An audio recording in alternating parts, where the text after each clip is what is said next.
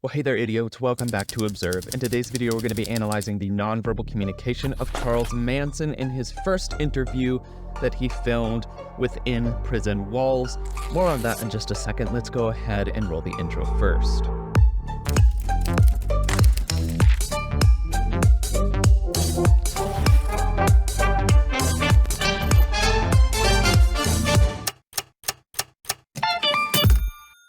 If you're tired of confusing credit card rewards and loyalty programs, then say hello to the sponsor of today's video, Upside. You know how it goes, from cringing at the pump to staring at the bill of your favorite restaurant. Inflation has been hitting all of us where it hurts really badly, and this has been pushing people to aid in weathering this issue with Upside.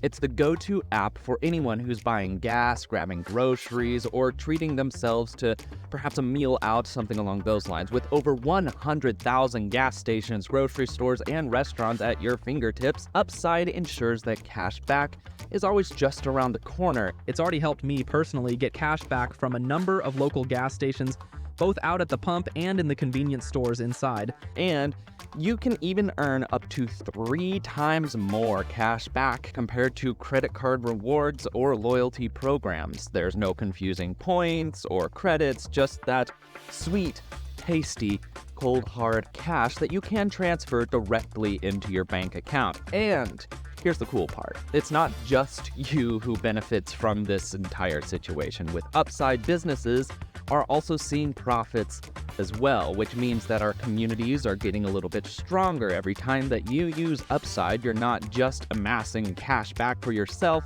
you're also helping the world around you just a little bit by cutting down on carbon and food waste. It's a win-win that's making life just a hair sweeter for all of us. With Upside users earning hundreds of thousands of dollars a year, it's no wonder that it's gaining some popularity. So why not join the ranks of users benefiting from Upside? Try Upside today and see for yourself how easy it is to find deals and get cash back for your purchases. Click the link in the description of this video to download Upside and use my code OBSERVE to get an extra 25 cents back for every gallon on your first tank of gas. With the top Upside earners making as much as $300 a month, Don't miss out on the savings. Download Upside now and start earning cash back on all of your daily essentials. Thank you again to Upside for sponsoring this video, and back to your regularly scheduled programming.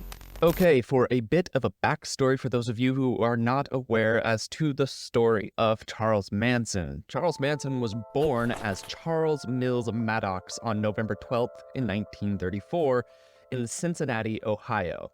He endured a tumultuous childhood that was marked by instability and neglect. His mother, Kathleen Maddox, was just 16 years old and struggling with alcoholism and involvement in prostitution when she gave birth to him. After Kathleen's marriage to William Manson ended rather quickly, Charles was placed in various homes and schools, experiencing rejection and instability at a very young age. This turbulent upbringing laid the foundation for a life of delinquency and petty crime. By the time that he was a teenager, Manson's brushes with the law were rather frequent, and he spent a significant period of time incarcerated. Despite attempts at reform through various institutions, Manson's criminal behavior persisted.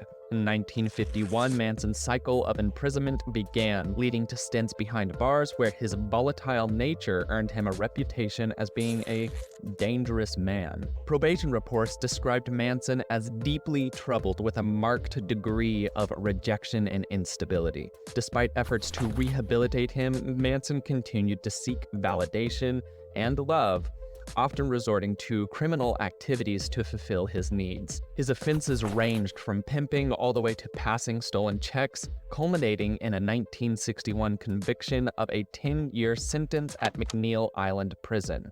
During his time in prison, Manson discovered a passion for music and learned to play the guitar. Released in 1967, Manson moved to San Francisco, where he formed what would then become known as The Family, which was a group of around 100 followers who shared his unconventional lifestyle and habitual drug use, including LSD and magic mushrooms. Manson's charismatic personality and ability to manipulate others led his followers to believe in his messianic claims, including his prophecies of a looming race war. Influenced by the cultural phenomenon the Beatles' Helter Skelter, Manson interpreted the song's lyrics as a call to incite violence and chaos. He immersed himself in apocalyptic ideologies, drawing inspiration from the Book of Revelation and exploring teachings of Scientology and other fringe religious movements. Manson's delusions mirrored the traits of cult leaders emerging in the 1960s as he convinced his followers of his divine purpose and ability to foresee a cataclysmic future. Before his infamous spree, Manson crossed paths with Beach Boys member Dennis Wilson, hoping to launch a music career. Despite recording some music, Manson's aspirations faltered, leading to a descent into violence and depravity. The crimes of Charles Manson and the Manson family began with Manson's quest for money and power. He orchestrated a scheme to scam Bernard Crowe, leading to Crowe's shooting under false pretenses of affiliation with the Black Panthers, a local gang. Fearing retribution, Manson sought to escape, hoping to establish a new territory, the Manson family compound. In pursuit of funds, Manson targeted Gary Hinman, believing him to be in possession of inheritance money. When Hinman refused to cooperate, a group of Manson's followers were sent to persuade him. Hinman's resistance led to his brutal murder in hopes of staging the scene to implicate the Black Panthers. The infamous Tate murders followed shortly thereafter. On August 9th of 1969, Manson directed another group of his followers to the home of actress Sharon Tate and director Roman Polanski. The 8-month pregnant Tate was entertaining friends in Polanski's absence. Manson's group brutally murdered Tate and her friends, leaving behind a scene of unimaginable horror. The following night, the LaBianca murders were carried out, which further cemented Manson's reign of terror. Manson, accompanied by yet another group of his loyal followers, targeted grocery company owner Lino LaBianca and his wife Rosemary. The couple was subjected to a night of unimaginable violence, with Manson actively participating in the brutality this time. Both murders were marked by extreme violence and ritualistic elements, leaving messages scrawled in blood and terrorizing the victims before their deaths. The brutality of these crimes shocked the nation and left an indelible mark on American culture. During the trial that followed, Manson's manipulative influence over his followers became evident, as did his relentless pursuit of notoriety. Despite his conviction for first-degree murder, Manson continued to exert a morbid fascination over the public's imagination, becoming a symbol of the dark side of countercultural movements in the 1960s. On January 25th of 1971, Manson was sentenced to life in prison, with his followers receiving similar sentences. Manson's marriages and relationships, including his association with Afton Burton, added layers to his already complex legacy. Manson died on November 19th of 2017 after spending over 4 decades behind bars. His death, however, did not mark the end of his influence, as posthumous legal battles over his remains ensued, reflecting the enduring curiosity and fascination surrounding his life and crimes. In today's video, as I said, we're going to be analyzing the nonverbal communication that he displays during his first prison interview. It's a fascinating time. I think that's enough of the backstory. Let's go ahead and dive right into the video itself. I know I told you I'm not going to sit in that damn chair, man. I'll stand here and talk with the dude.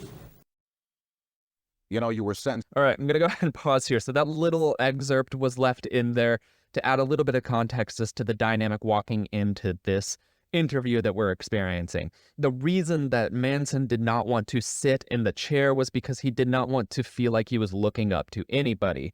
So he opted to stand instead and therefore look down at the interviewer. This lets us know a little bit about the mindset of Manson. He does have an overly inflated sense of self. If he refuses to stand or to sit to look up to somebody or even look across to somebody, that allows us to know what his own perception of his own value and worth is. And he's also starting this interview on a level of confrontation. He does not like to be one who is controlled. He wants to be in control.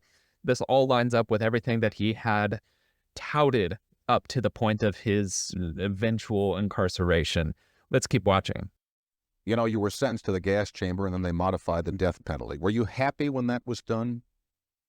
Was I happy when what was done? When you found out that you weren't going to the gas chamber? You talking about dying. Now, it gets me nervous. Why? Did you have any thoughts about something? Was you wanting to go anywhere? Okay, gonna go ahead and pause here. So we're seeing a very agitated Manson. He's pacing, he's looking around, he's not paying attention to the interview itself nor the interviewer. And then when this question is posed, he immediately poses it with another question that doesn't actually have too much weight behind it, in that he's being quite vague with the questioning. So we're seeing a couple of issues already. He's already trying to squirrel around some of these questions. Now, non-verbally speaking, right shortly after that, he goes into this very awkward posing where he's hoisted one leg up on a stool and he's done a dominating gesture by closing his fist and putting it on more or less where his hip would be located, and he is looking down at the interviewer. And he's already tried to wrestle control in that he's trying to switch and pose his own questions in response to questions. So we're already seeing a power struggle come out from Manson. From my understanding, he refused to, on any level, be submissive to anybody else, even in situations where that's how the rules would function. Let's continue watching. Were you happy when you found out you weren't going to go to the gas chamber, Charles? I knew I wasn't going to go to the gas chamber because I hadn't done anything wrong. You scared the... Fascinating. The interviewer hammers back home his question, which is good, holds his ground, and we see a manipulator come out where Manson runs his tongue through the inside of his cheek there. That is a self-soothing gesture. That's agitation coming out. He's frustrated and angered by that question. And then he says that he knew that he wasn't going to be put into the gas chamber because he hadn't done anything wrong, and he holds eye contact with the interviewer. When the interviewer does not respond immediately, he ends up breaking eye contact and looking back down. That holding of eye contact was to test to see where the waters were with that specific interviewer, whether or not he was going to be able to kind of bully him or not. I have to hold credit to the interviewer. He did not get bullied on this portion of the interview. So we're going to be able to continue on through this and gather as much as we can. You scared to die? Sometimes I feel I'm scared to live. Living is what scares me. Dying is easy. How long have I been in jail? 34 years? Gonna go ahead and pause there. Are you afraid to die? And then he doesn't directly answer that question. He says that living is more difficult, dying is easy. He does a very overt nonverbal display here with open body language here. However, since it's so overt and it is desynchronized from the rest of his verbal communication around that, you can tell that it's very forced, very controlled. And that is something that he was aware of, was how he would non-verbally display to other people. And so we see him controlling aspects of that here. And then he does again where he doesn't fully answer the question. He answers it in some other way that doesn't really provide any clarity as to what was asked. He does this regularly. And now we're going to go ahead and see another diversion of topic over here as well. 34 years, so... Out of 47, you've been here 34. I've been in jail, prison, a long time, all my life. I was raised up in here. So I understand jail. So I understand myself, and I can deal with that. I sit in my cell, and I do my number, like a convict does his number. But there's different colors on different people's backs doing different things. It's a different world. I love the world I live in, too, just like Regan loves the world he lives in. You love the world you live in. Most assured. I'm going to go ahead and pause here. None of this has anything to do with anything. Manson is now just kind of going off on this interesting side tangent. And it was these interesting side tangents that started to really highlight his psychological instability as he got older, as his insanity seemed to peek through the cracks ever so slightly. There was never any question about his intelligence in his earlier years, especially as he was able to manipulate people so efficiently. But as he continued to grow older, that sharpness and that ability to manipulate started to fall off until we start seeing some of these irrational tangents coming out and sporadic emotional displays, as we will continue to see here. We hear this fake laugh coming in when the interviewer seems to be taken aback by his love of his world now. And this fake laugh comes in again and again. It is not a genuine laugh. It does not reach his eyes, and it is not coming from a place of genuine emotion. It's a response to questions and used to highlight the possible absurdity of those questions. Let's hear Manson's response to this. Most assuredly, it's me. You love all the pain that you've caused people, all the anguish you... Oh, I don't know pain. I don't know pain. I have no depth of pain. I have no depth of suffering. I don't know ridicule. All right. So here we're hearing another one of those emotionally sporadic tangents that do not make sense. So he's here saying, I don't know pain, and he's starting to escalate. He's starting to open up his body language and engage a little bit more. And this is frustration and agitation in regards to that, which does not make any sense in regards to what was being asked. And he's saying verbally that he doesn't know pain. He doesn't know pain. It's a fascinating, rather confusing way that he's displaying this point of view that he has, which he will then very immediately switch back over and say, well, now I really do know pain. I know pain very well. It's a learning tool, etc. And so the switching back and forth, again, is highlighting his mental instability at the time. It's complex. Let's watch. I don't know all the bad things. I haven't been punished by you all my life since I was 10 years old. I've been in every reform school you got across the country and used to lay down and have to get my ass whipped till I couldn't walk. Tell me about some pain. And that's our fault. That's all those people... No fault. Make strong, good pain. Understand pain. Not bad. Pain's not bad. It's good. It teaches you things. All right, so now we're hearing a fascinating play verbally that he's doing here, and there's some nonverbals that go along with that. He's saying, obviously, don't know pain, and then he switches to this, I wasn't beat until I couldn't walk side of things, and I don't know pain, and then you get this feeling that he's trying to say, no, like, you don't know pain like I know pain, and he's becoming more aggressive again. And so there's this comparison game, which again is pulling his ego into the center of things. Everything that Charles Manson did was very egocentric. He was very, very self-absorbed throughout the entirety of his crimes and his just ongoings in life in general. And then he's starting to kind of back up and create a little bit of distance and open up his body language again. And you're hearing a little bit of tenseness come into his voice as he's saying, no, pain is good. It teaches you lessons and things like that.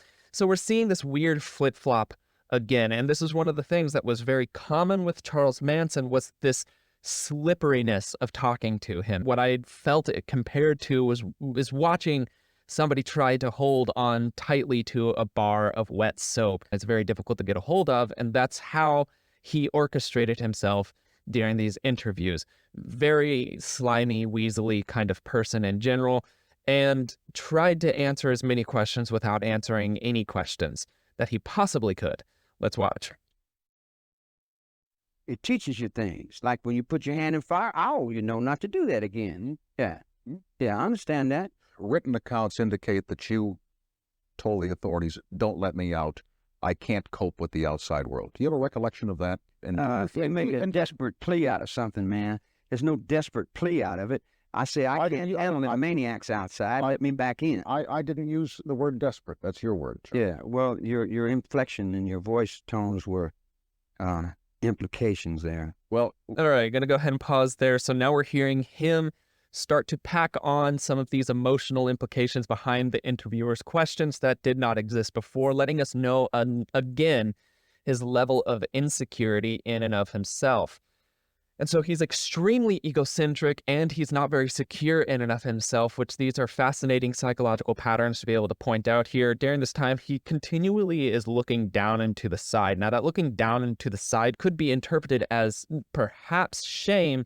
However, that's not contextually what's happening within the conversation here. It doesn't seem as though there's a space for shame with what Manson's saying. So this looking down to the side has to have another meaning, or else that's just where he comfortably looks. So we'll have to keep our eye on that as it continues on through the interview to see if there's anything that gives some clarity to that. We're hearing some of these verbal patterns that are letting us know his mindset, who he was as a person, and the complications that all kind of bubbled around in his brain beforehand.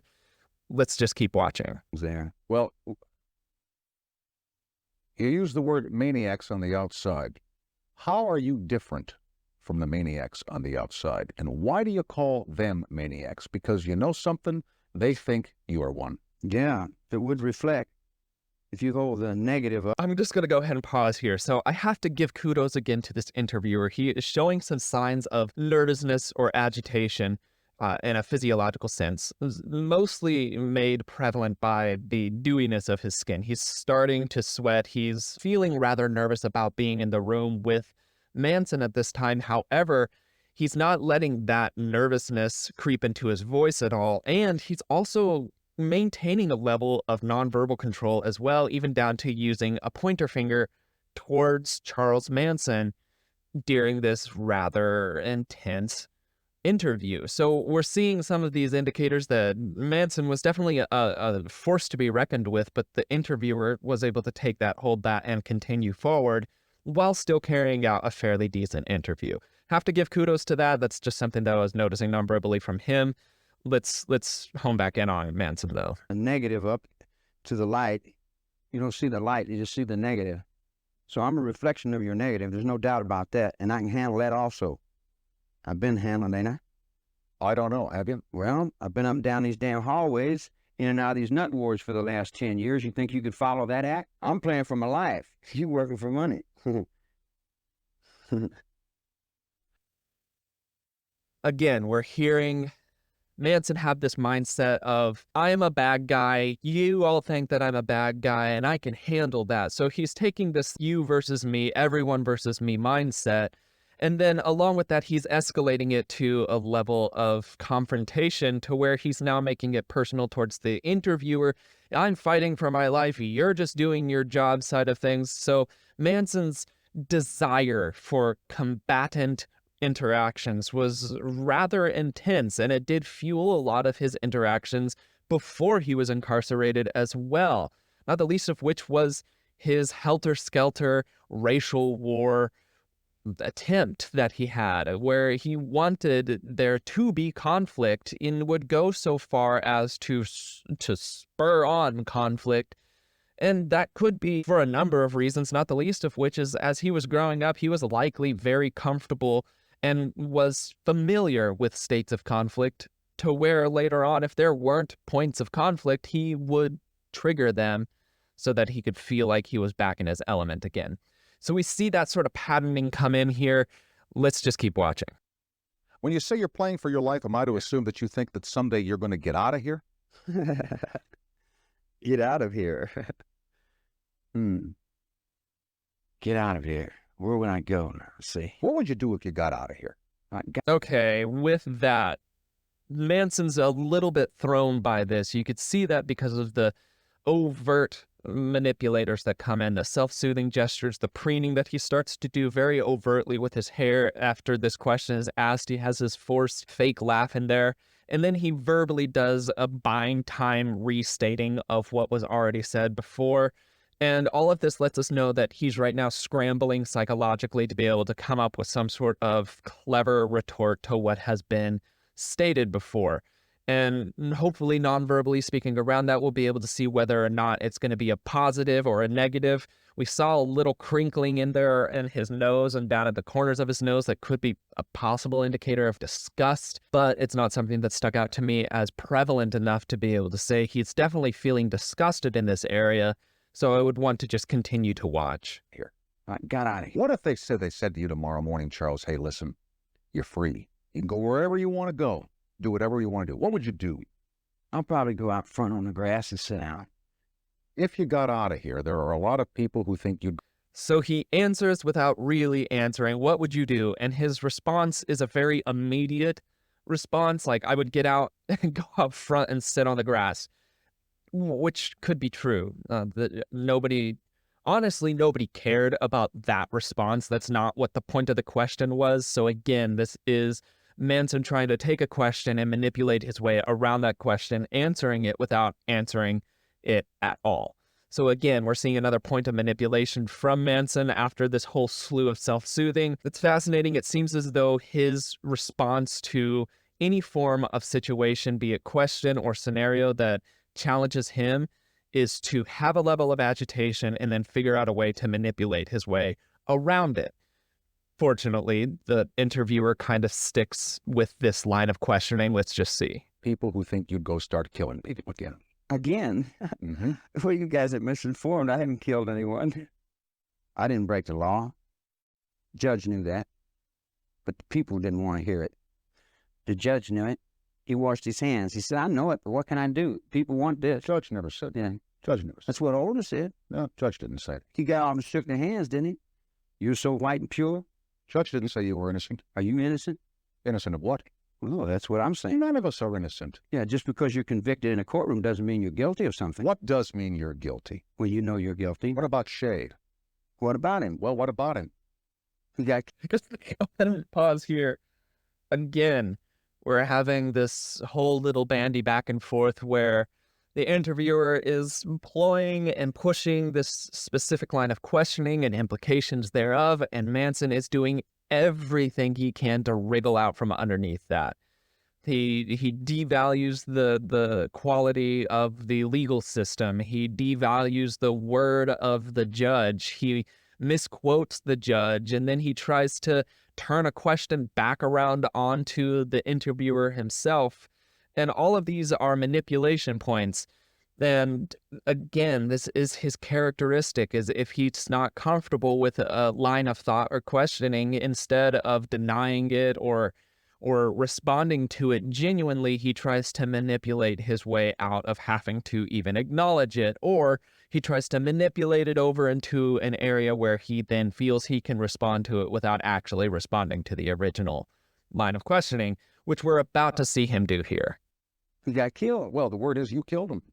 Word is that you're an old woman. Word is you have turkey in the sky. Word is, I don't know what word is. Somebody else tell you that. I didn't tell you Did that. you kill Shay? Hell no. Did you cut Hinman's ear off? Hell yes. How'd that feel when you cut his ear off?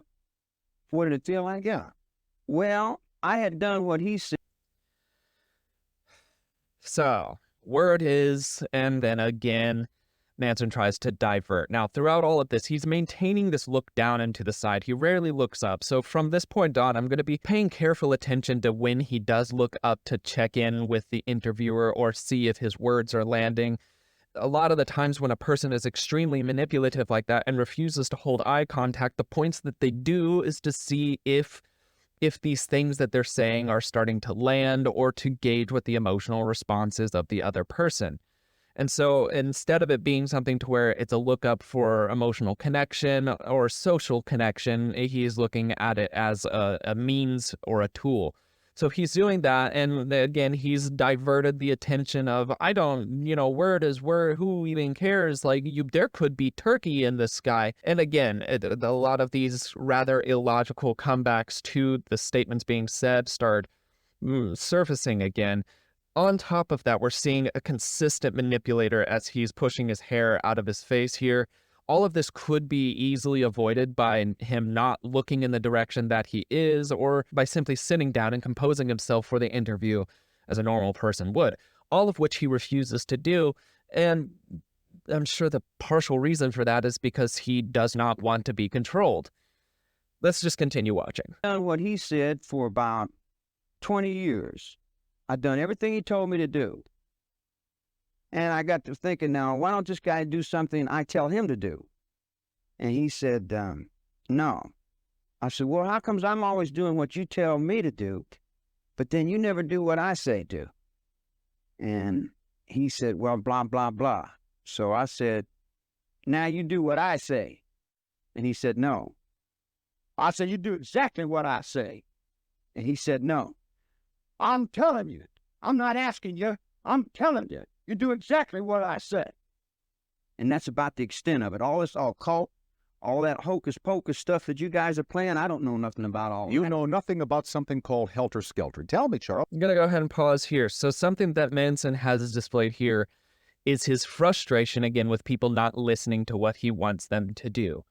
And so this interaction that he's having with this person in his past, talking about how he had to do what this other person said, and now it's time for him to start giving the commands here. And as that is met with any level of resistance, we're even seeing Manson's representation of himself grow more angry and a little bit less controlled. Another thing to note is that when he's angry, he does a specific look down at his nose at the person to which he's speaking to, which is another indicator of his own psychological mindset of elevation above whoever he's speaking to. He feels like he's better than the person that he's speaking to here.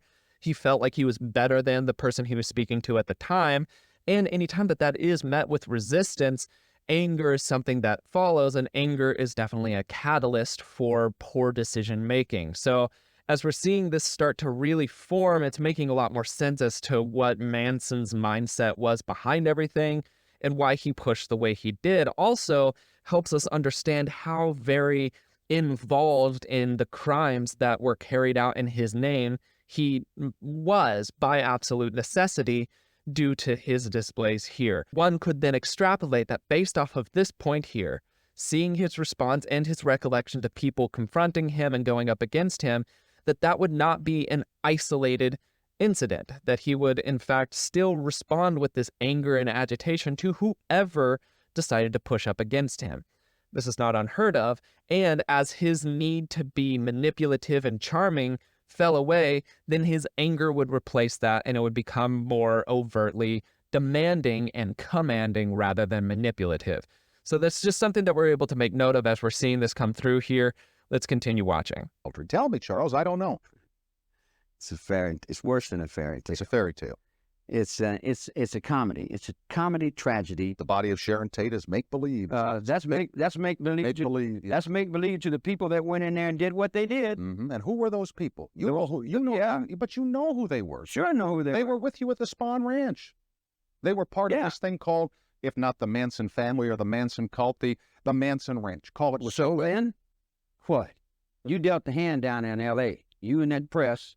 You dealt the hand. You put me on Life magazine, had me convicted before I walked in the courtroom.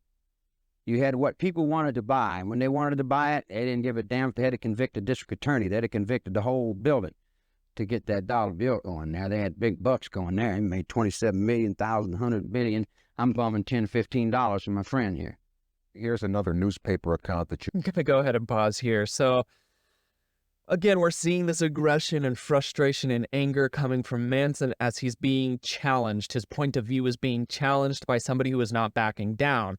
And what's ironic to me is as he's displaying these various forms of aggression, non-verbally and verbally, what he is verbally saying is that he really didn't have anything to do with anything, more or less implying that the people who carried out the crimes did the crimes on their own willy-nilly wants, which doesn't line up with anybody that Manson himself wants around him. As we've seen from Manson, he wants people around him that he can manipulate and can tell what to do or what to think. He is even trying to do it here and is getting agitated as it doesn't work.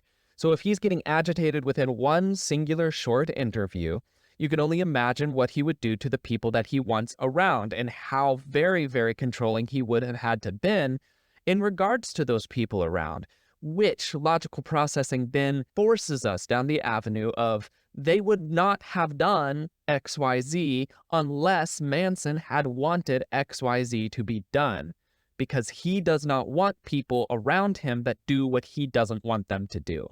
So that's letting us know what his involvement would have been, even if he hadn't personally put hands to weapons and carried out the crimes himself. He was absolutely in control and the instigator of it. Let's continue watching. That you can now speak to since you haven't done it before. That on the night following the killings at the house on Cielo Drive in Los Angeles, you accompanied 4 people to a home occupied by Mr. and Mrs. Leo LaBianca. Yeah. That you went inside that house and you tied them up and assured them that they were not going to be hurt. That you went back outside and sent Kasabian and Krenwinkel and Watson and Atkins inside the house to kill them. True or false? Did you do that? Chair's getting hot, huh?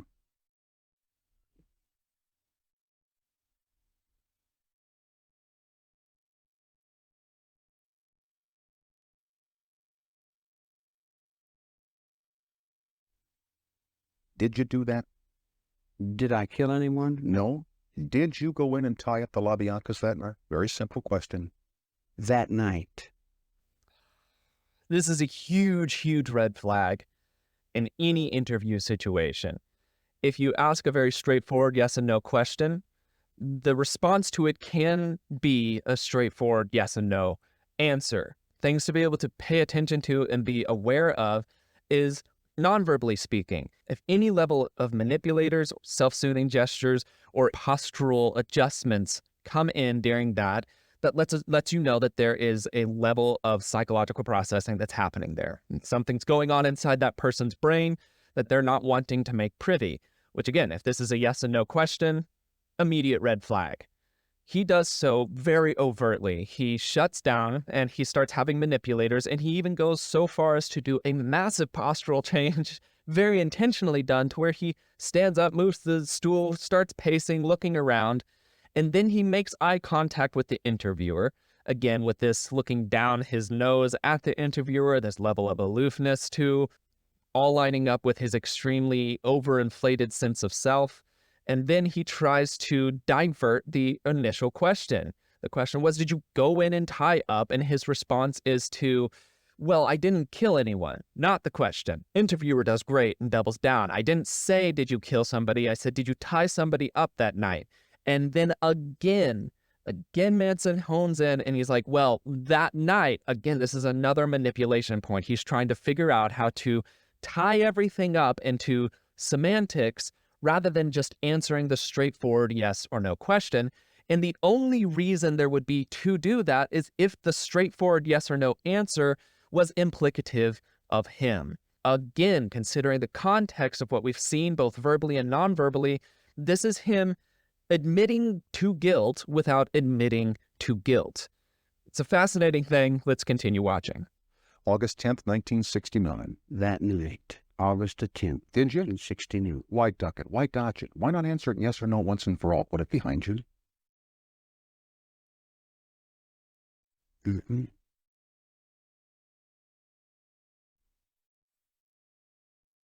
Did I kill anyone? Did you tie up the LaBiancas?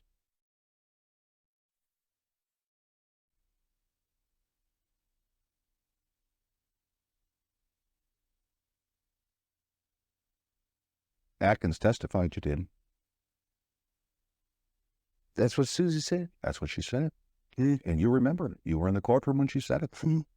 She's written 3 books, and each time she said something different. Mm-hmm. Each time. Did you tie him up? Did I? Mm-hmm. Well, we came down from Abilene. Oh my goodness. I'm getting frustrated with Manson at this point. Just answer the question. Again, he's backed into a corner, and you can see him desperately trying to figure out a way to wriggle out of this corner, which lets us know the only reason that he has to wriggle out of the corner is because the answer to that is, yes, I tied them up. That's his only answer. If he says no, then he is lying, and at that point, then he must feel, obviously, that if he lies at this point, he'll be caught out in it. And now he's going to start poking at anybody else that he can, so not the least of which was the person who has said, yes, he tied them up, he did these things. He's like, well, they've changed their story so many times that, you know, who can even pay attention to what they say? To which the interviewer is like, that's why we're asking you. And we want you to add some clarity to this. But he won't, because the clarity to this is an affirmation as to what has been said about him, which he can't do because that means he's guilty, and he can't say that. So let's watch. Abilene. And Let's stay in Los Angeles, August 10, 1969. there was a hole in the wall gang there. Why don't you want to talk about it, Charles? Why don't you want to? Because I'm an outlaw, and I go so far, and then that's all you know. Fascinating. So he's picked up pacing here. He's fidgeting very regularly with his microphone cord. He's looking down constantly, rarely making eye contact with the person. He wants to be anywhere else than where he is here. This is obviously a very good line of questioning that the interviewer is on right now. And again, kudos to the interviewer for sticking to this questioning and not letting him wriggle on by it. He's now pointed at the person who accused him. He's pointed at local gangs. He's pointed at any other thing that he could possibly point at, he's also now shifted around to saying, well, I'm just an outlaw, which is then him taking and weaponizing a level of victimization that he has then placed on himself, so that perhaps there will be a little bit less heat on him for this question because he's an outlaw, and it only goes up to, and all of it sounds rather illogical and irrational. And again, this is part of his insanity starting to creep through as he's been behind bars and going on in age here. I would be getting frustrated at this point as the interviewer. I have to give kudos to the one that is doing a pretty decent job right now. Let's continue. And if you did, Like asking Jesse James. and if, as others have written and as others have testified and as the media has reported, you did that, Yeah. and you sent your friends back in to do the deed, aren't you a coward? My friends back in to do the terrible deed. Doesn't that The make you? wicked deed. Did we have the castle there with the vampires and the Frankenstein and the bugs and lizards dying in the deserts? Do we have the water that's dying and the whales are being killed and the seals are... Here we go again. Lay it off on somebody else. Let's Yeah. point to all the other. Oh, I'm in the world all by myself? Yeah, on this one you are. Yeah. Yeah. Was okay, if that's the way you see it for you. You've never talked about this before, but I'm going to make it. Try it one more Yeah. time. No, Cars out. now, You can see them on. you got a pistol on you? No, sir. They wouldn't let me in here if I had a pistol. You Yeah. know that as well as I do. So why even ask the question? Okay? Well, I just thought you might not like what I've done. You want to do something about it. I don't much care for what you've done. Yeah. A lot of people don't. How do you feel Yeah. about that? A lot of people think you're a monster, Charles. Yeah, they think you're a monster because you reflect this news media on me. Cult leader. I never had long hair before I got busted. I never had a beard before I got busted. I went to shave, and the guy said, no, you can't shave. I said, I need a razor to shave. He said, no, you can't shave. I said, let me get a haircut. He said, no, we don't want you to change your appearance. They said I had a great family, and I was a following and leaders and all that. There was no followers and leaders, a bunch of kids out the ranch playing. To me, Playing at what? playing and living. Do you miss?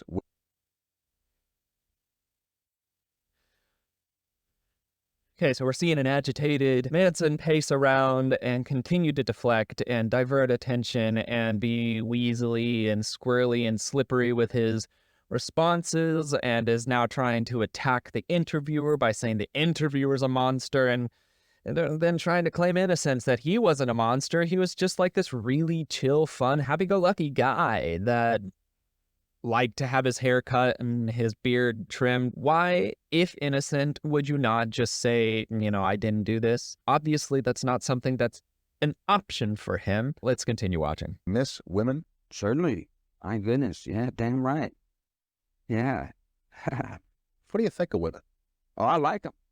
Yeah, they're nice. They're put together well and everything, and they're soft and spicy. Yeah, they're nice. As long as they keep their mouth shut and do what they're supposed to do. Why do you say that? Because that's what a woman's supposed to do. Keep her mouth shut and do what she's supposed to do? Sure. And besides the son that you had in... So right before this whole very sexist statement that he says here, he's talking about how there were just a bunch of kids out at the ranch just living. And yes, there were a bunch of young people out at this ranch just living, of which he was the eldest, and all of them attested to looking up to him as a fatherly figure, which then, if he's a fatherly figure, that's a level of control that he has over these people, which then again cycles back around to him having to be in control of what was being done. Then after that, the interviewer is asking him about his relationship with women, and all that the exclusive response that he has throughout all of this is very objectifying, which just again highlights, for Manson, his own self-importance. He feels like he's the best thing to happen to the earth, and that young people, women, just anybody should probably listen to him. And if they don't listen to him, he starts to get pretty confrontational about it, letting us know two things. Both of those things. One, he has, as we've covered, very overinflated sense of self. And then two, he has a level of insecurity that if other people don't agree with him, he takes that as a personal affront, and he can't handle that.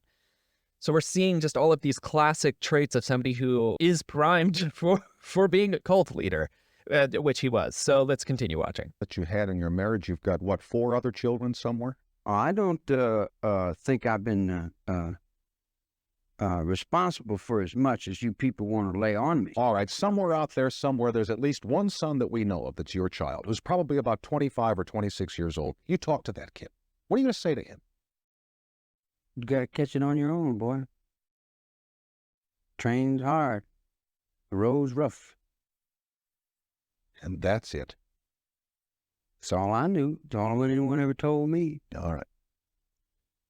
Again, another instance of self-victimization. My life is hard, so I'm just going to make sure that everybody else's is hard too, which is just victimization that has been weaponized. So he's now showing himself that he believes himself to be a victim in all of this, and he wants to weaponize that to where even if he has the opportunity to help another person, I wasn't helped, so I'm not going to help anybody else. It's all letting us know very clearly who he really was as a person, despite whatever weird smoke that he tried to blow at people. It becomes extremely blaringly obvious who he was and how he functioned if you pay attention to the details rather than just the words. Let's keep watching. And you want to hear something? Yeah? He'll do it better than me. Do what? Whatever he does, he'll do it a little better. Kids do, don't they? Sometimes. Yeah, that's what makes them such a cast. They always seem to get through. How were you in school? I hear that you weren't too good, but maybe I heard. Depends on which school. I did very well at reform school. Yeah. I did good in every place that I was ever told to do good in. I've been an outlaw ever since I was born. I went to reform school when I was about 10, and I learned to box and cry, and I learned to do all the things that you do in reform school. Then I went to, I escaped there a bunch of times, and I went to prison, and I learned everything that you do in prison. And I talked to all the guys and asked them everything. This is fascinating. So he's already contradicted himself. Again, non-verbally speaking, what is consistent throughout all of this is he looks down into the side. That seems to be his area of looking for thinking. And whether or not this is to come up with some form of smoke to blow or to actually try to regurgitate some form of fact, it's all centered around that area of looking. He still seems to be rather agitated as he's pacing and doing manipulators and sitting up and sitting back down, fiddling with his microphone cord, his chair, his shirt, anything that he can. We're seeing those self-soothing gestures come out. The agitation is very obvious. Then he says, I did really good in reform school, and flip it just about a couple sentences later, and he's saying, no, I ran away from reform school a lot, which is the opposite of a good student. He doesn't help himself in this area at all. I don't know if he was hoping to be able to be released from prison, but if he were, this was the wrong way to go about it. Let's continue watching. Guys and asked him everything they knew, and they told me all the things they knew. And then I went to the end of it, and then the old man would be ready to die, and he'd say, well, son, sincerity is the best gimmick. Remember that. And I said, all right, be sincere. That'll win it. He said, that's it. Sincerity and honesty, he said, it'll do it. It'll trick them every time. I said, well, sincere and honesty, I never tried that. I tried everything else, but maybe I'll try sincere and honesty. So then I looked in the book, and it says, the wages of sin is death. So wasn't until he got to the point of being in prison that he decided to consider doing sincerity and honesty. This, however, this whole spiel that he's now saying here has taken on an air of performativism. He's no longer emoting genuinely. He's starting to do this very staged representation of himself. Fake laughs are in there. An odd nonverbal display with his hands very tightly crossed, so this could be seen as defensive. We're seeing a manipulator up here. Facial manipulators can be in relation to increased psychological processing. So we're seeing that come out as he's fiddling with his beard, fake laughs. So this is almost like a persona that he's put on into this specific little area here, while talking about being sincere and honest, which is just, it's a fascinating contrast between reality and his perception thereof. Let's continue watching this, though. Death. Now I'm thinking, well, I don't want to die, so maybe I have been sinful here. Maybe I am wrong. Maybe I'll take a look at my life and say, well, I'm going to change and start all over.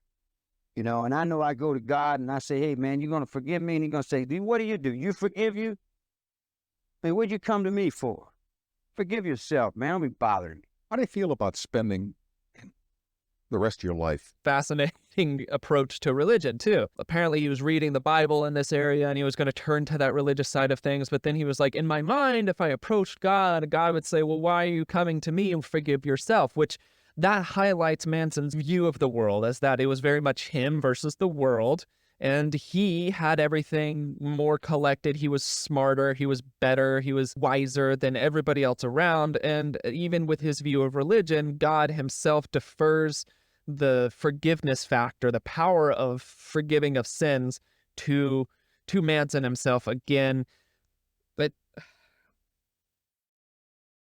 yeah, looking through this, it's hard for me to fathom how a person could watch Manson, be it now, then, anything along those lines, and see anything but the manipulator that he is. It's just fascinating. Let's keep watching. Your life, prison. Well, we're all our own prisons. We each are our own wardens, and we do our own times. We get stuck in our own little trips, and we kind of judge ourselves the way we do. You know, I can't judge nobody else. The best thing I can do is try to judge myself and live with that. Let's assume that one day... Hey, that's not bad advice. That's not how Manson lived. That's not how he actually orchestrated his life. That's just what he touted here in this specific thing.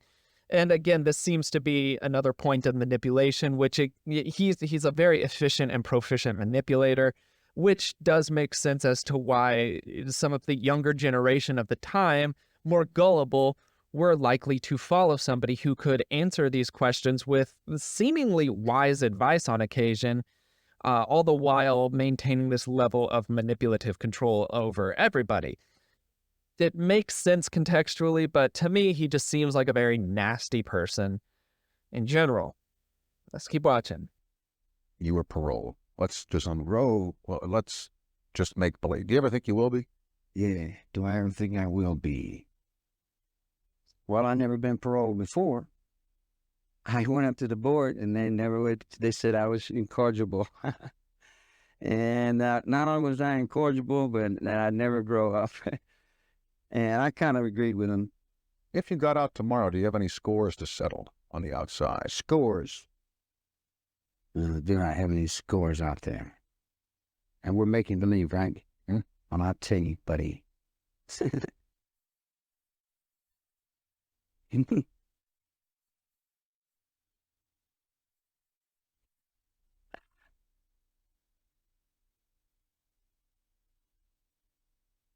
Well, I don't rightly know. I'm stupid. Ooh, making believe, and then he shifts, and he does a whole slew of nonverbals here as he's crashing in between emotional displays. None of them are genuinely leading into the other, letting us know that everything that he's displaying there is unfelt. It's not actually based in psychology. He's just displaying all of these different things, which then to me lets me know that he does have a level of quick and overt control over his nonverbal communication. He's able to display what he wants, as we just saw here. Again, the context around it, being able to pay attention to the profiles of those emotions being displayed, the context verbally, and with the rest of his body is important to be able to make note of with the genuine nonverbal displays that he has here. But as far as face value displays, as soon as he's saying, and we're play acting here, he begins to play act very overtly. It seems as though it might be a subtle nod that he's making to his own sense of control that he has in the situation and of himself. Let's continue watching. To the point to where I'm not really sure. Believe it or not, there are a lot of people on the outside that think about the possibility of you coming out of here, and they're genuinely scared of you. Oh, boy, I might just make dust. Everything. Terrible. One little guy. Terrible. Ooh. Boy, how insecure are we as human beings? Put all our fear on one little guy. You're afraid to let him out. He might break all the toys. Why do you say little guy? Because I'm not the guy you trying to make out of me. That's not me. I don't know what my way is. Everybody keeps telling. Little guy. So yes, he's trying to downplay his own significance in this because it's his point of manipulation that he has here. However, what I do find fascinating is that people are terrified that he'll come out and inspire more of these brutal crimes that he has already inspired. And we've already covered in this interview alone how much influence he had over those situations. People were afraid that he would get out and do that again. And those brutal crimes were centered around the vicious murders of various people. But when he's saying, he tries to downplay the fear by comparing brutal murders to breaking toys. So it lets you also know that his sense of guilt centered around the crimes that had been carried out, at very least just carried out in his name, he viewed it as very inconsequential. It highlights a little bit of his psychology behind everything. Again, it's all characterized throughout all of this with this forced fake laugh that nobody's really buying at this point, but he continues to stick to this weird little display that he has here. Let's continue watching. There's only a little bit left. Yes, everybody keeps telling me I got all these things. So I read the other day where I had magical powers, and I told everybody in the chapel, I said, zap, zap, zap, zap. I said, where's my magical powers? Well, you can't believe what you read in the press. I can't get no magical powers, mystical trips, and all that kind of crap. Yeah, it's kind of silly. Yeah, I'm getting witches and devils, and one guy come up and said, I heard you said you were Jesus. I said, no, man, I ain't said that. He said, I'm glad. He said, I'm damn glad. I said, why? He said, I know you ain't him. I said, how do you know? He said, because I am. I said, okay.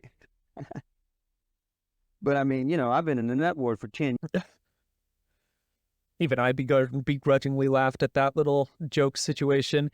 Now, some of the supernatural powers that he was accused of having were centered around his ability, again, to influence people, not the least of which was his ability to possibly hypnotize people, which then at the time especially, and even still today to an extent, there was a lot of misconception centered around hypnotism, not the least of which was this forced hypnotism to where the subject of the hypnotism could just be hypnotized without them giving any level of consent, which is not how hypnotism works. There's a level of suggestibility that has to exist there to begin with. And then along with that, the person who is being hypnotized has to be willing to be hypnotized for it to fully function. And for people then to be able to say, well, they forced hypnotized person to feel a certain way or do a certain thing, that's just not how hypnotism genuinely functions. Again, there is a copious quantity of information out there in regards to things like hypnotism or various mentalist style capabilities. If you would like to be able to hear from somebody who is very efficient at this, go and check out Spidey. I believe he runs a channel called The Behavioral Arts. Go and check out his channel. Drop a comment saying, hey, would you mind covering something about hypnotism or mentalism? He's a very good source for that. So go and check him out. Also, he does nonverbal communication reading as well. So yeah, consider going and looking at that. But to have Manson bring that up there, that would be a genuine point of where I would believe him that he doesn't have any mystical powers. But then he tells that little story about the Jesus thing, and you could see the interviewer laugh. I had to laugh a little bit. It was actually a kind of a funny joke moment. And at that moment, you actually can kind of see what a genuine laugh from Manson looks like and sounds like, as he's actually laughing to a joke rather than this forced, fake, tittling laugh that he had done throughout the rest of it. There's 6 seconds left. Let's watch that and then we'll talk. In that ward for 10 years, so you can't expect me to rationally take this thing serious. And that's it. Rationally take this thing serious, which is, I feel, rich coming from him. Talking about rational, as throughout all of this, his irrational line of thinking is extremely highlighted and made very prevalent through a number of avenues. So he wants to be in control, or wanted to be in control of every aspect of everything that he touched. He wanted people to see him in a certain way and do everything he could to be viewed in that certain way. If anybody was pointing fingers at him or feeling like they were going to implicate him at any level, he would become very squirrely and slippery with his responses. Non-verbally speaking, anytime he was challenged, he became agitated and aggressive.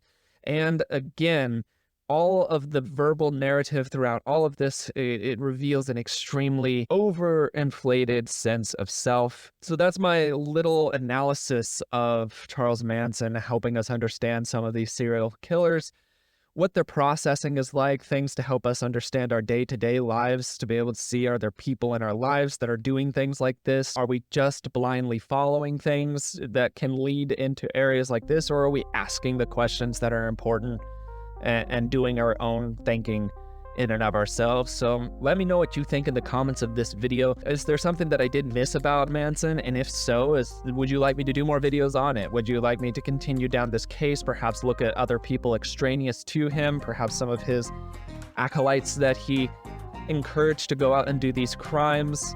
Things like that. Let me know in the comments below if there are any other requests or suggestions. You can do that in the comments or in the socials or via email, however you feel like doing that. I have a link tree in the description of this video that has some resources. It has my socials linked. It has my credentials, everything like that that you could kind of hopefully want in a little package. It's all down in there if you would like to go check that out. Thanks again to Upside for sponsoring this video. I highly suggest you use that service. It could save you a little bit of money here and there.